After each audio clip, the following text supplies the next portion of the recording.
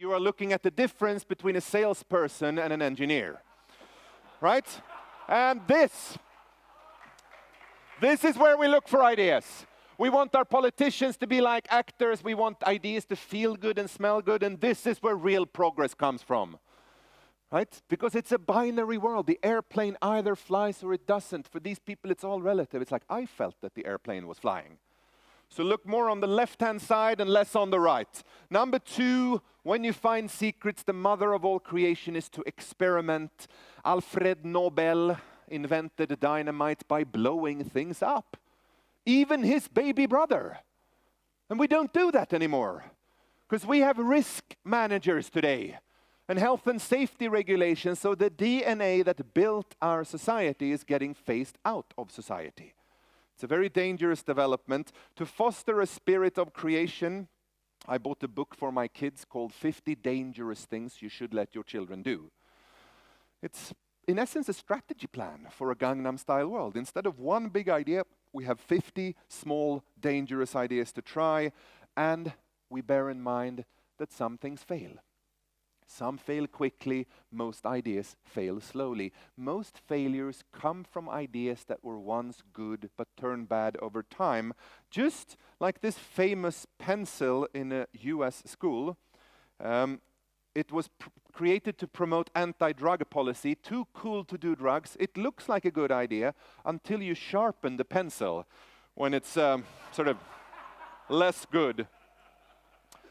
So, just because something is a good idea today, don't assume it will be good tomorrow. All successful things will fade, but on the other hand, small things might grow, right?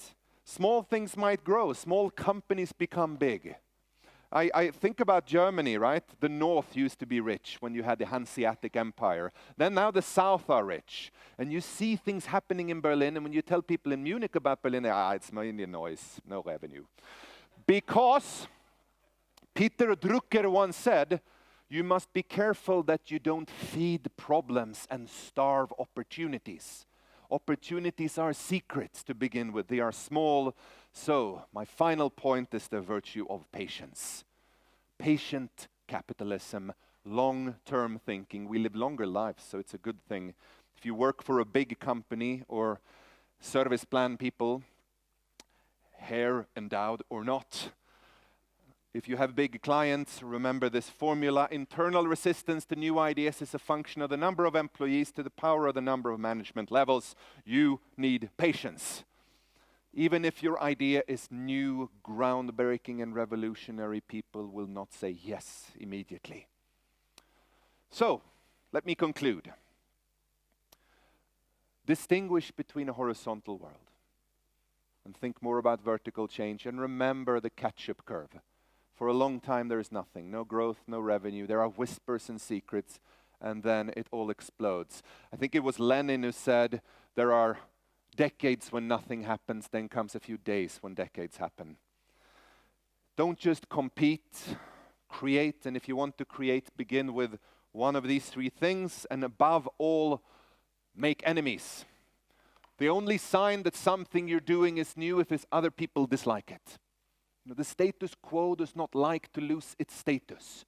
So when you try to push against boundaries, people are going to call you disgusting. They will try to regulate against you, especially if you're an app-based taxi service in Germany, very dangerous territory, and so on. But push against that so that we have a chance to give our children something else than a Game of Thrones world. Thank you very much. Thank you. Thank you. Thank you. Hello.